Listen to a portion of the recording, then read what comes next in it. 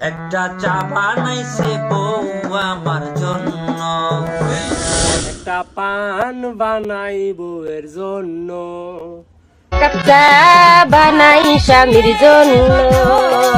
একটা পান বানাই বউয়ের জন্য, একটা চা বানাই জামাইয়ের জন্য।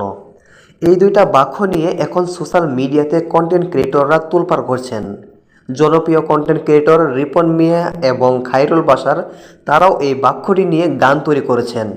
একটা বউ লাগবে আমার জন্য। রীতিমতো এই দুইটি বাক্য নিয়ে এখন সোশ্যাল প্ল্যাটফর্মে ট্রেন্ডিং কাঁপাচ্ছে। একজন বউ তার জামাইয়ের জন্য এক কাপ চা তৈরি করতেছিলেন। সে চায়ের মধ্যে সে কি দিচ্ছিল সেগুলো সে গানের মাধ্যমে বলতেছিলেন এবং ভিডিও করছেন। সে ভিডিওটি টিকটকে আপলোড দেওয়ার পর এই ভিডিওটি ভাইরাল হয়ে যায়। চা বানাই স্বামীর জন্য,